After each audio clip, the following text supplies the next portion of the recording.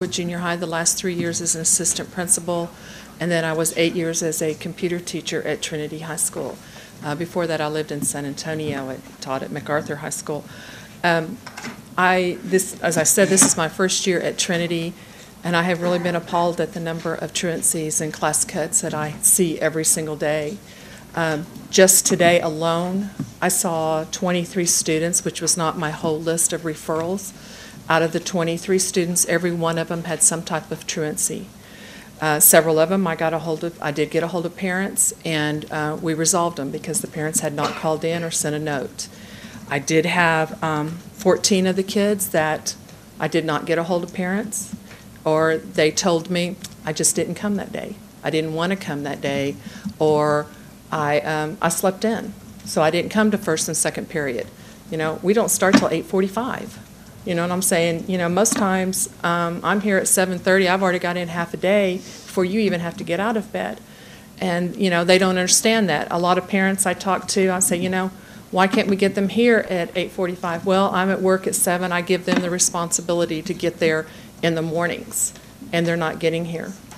I know we also talked earlier about what's happening to these kids. I had 2 kids in my office today. One of them was out of school on Thursday of last week. He was also gone Friday, and Monday he was back today. And I asked him, I said, you know, where were you Thursday? He said, well, I decided I wanted to go and do something instead of coming to school. He said, I went over to the mall, and he got arrested for shoplifting. And he was been in jail since Thursday afternoon. Had he been in school, we wouldn't have had a shoplifting problem there. I had another student that I've been in contact with his parents the last week and a half. They were not sure where he was. We were trying to find out from his friends, and I'm talking to his friends trying to find out where he is.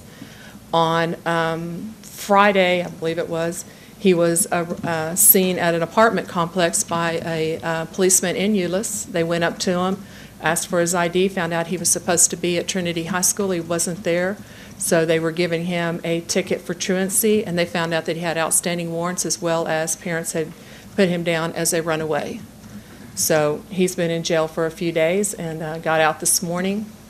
He went, took a shower, and came straight to my office because his parents and I had been trying to figure out ways to keep him in school because he's a senior. He's not far from graduating. And right now we have absences right and left, and we're trying to work with him, you know. And one of his questions was to me, Ms. Miller, can you get the truancy ticket off my record? I looked at him, I said, why would I do that? I said, you weren't at school.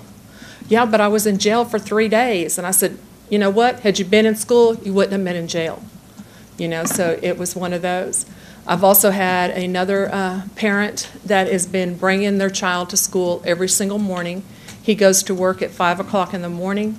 He takes his lunch break at 8:15 to go pick up his daughter and his son, brings them to school, walks them into the school because they've had truancy problems in the past.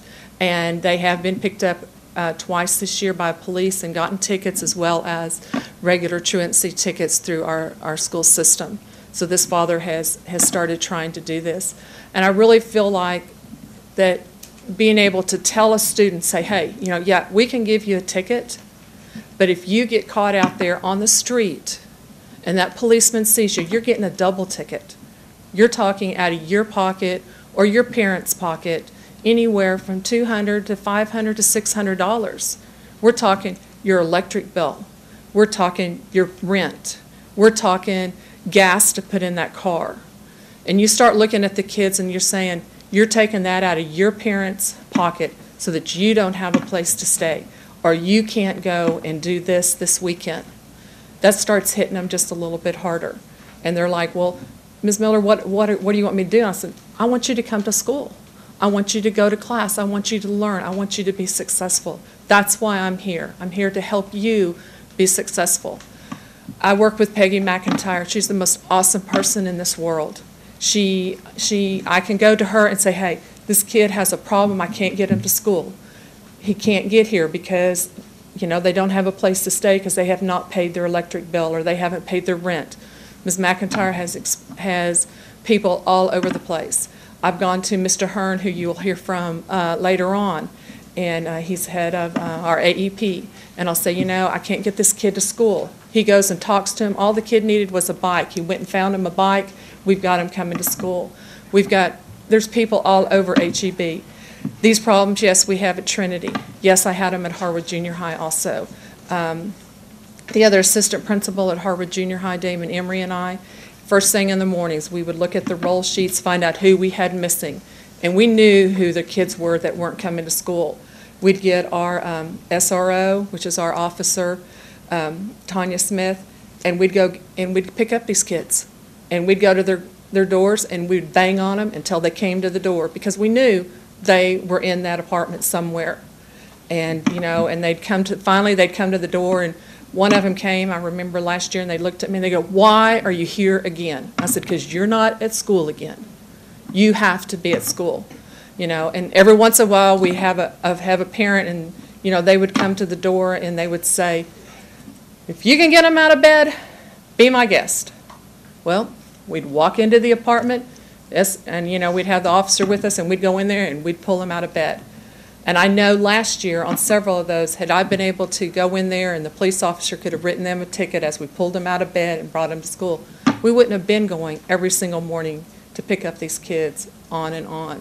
And I like this new rule, and I continually tell my students, you know, you're the one that's going to get caught, because I promise you, they're going to find you. They might not find you today and tomorrow, but they're going to find you, and it's going to cost you big time. And I really appreciate you and the other towns putting this into force, because it gives me and my other assistant principals and the other people, it gives us some leverage to help try to get through to these kids.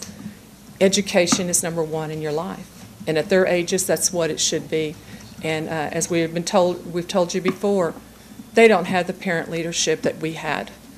And I know, I'm like you, Mr. Cason, my kids, they went to school because it was easier for them to go to school than have to come home to me. Because I tell my kids will tell you this, as well as my students will tell you, my head is as hard as a doorknob, and it ain't changing. But I went to school every day because I didn't want to go home to my dad and find out that he found out I wasn't in school. You know, and that's the way I was. But the parents aren't like that today. And it breaks my heart to see a lot of the parents. I understand after I've talked to a parent why the kid is the way they are, because the parent doesn't have a clue either. And so that's why I'm in education now instead of banking, is because I want to help these kids. And I know it's not your duty to help the kids, it's my duty, but this law helps me do my job and get through to the kids. And it used to be, in our days, a paddling is all it really took. It's more than that today. D-halls don't do anything to them. AEP a lot of times doesn't do anything to them. You start hitting their pocketbooks, and some of them start sitting in jail to do it, and it makes a different story. Just like the young man that I came today and wanted to know, you know, I've been in jail for the last 3 days. Can you help me at least get out of the truancy ticket? I'm not helping him get out of the truancy ticket. Thank you all for listening to us tonight. Quick question. Yes, sir. I see somebody else has one too.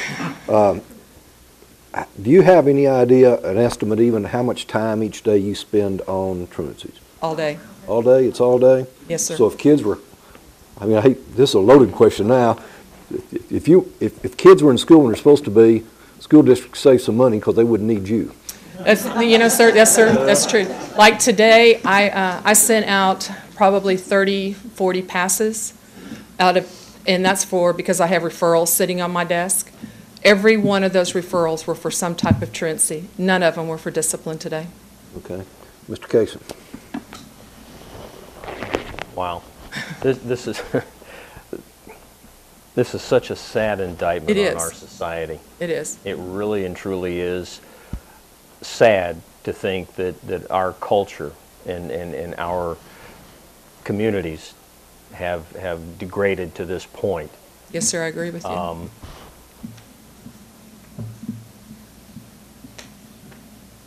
What would you say to an individual that is not bound, their homeschooler or private or some other circumstance?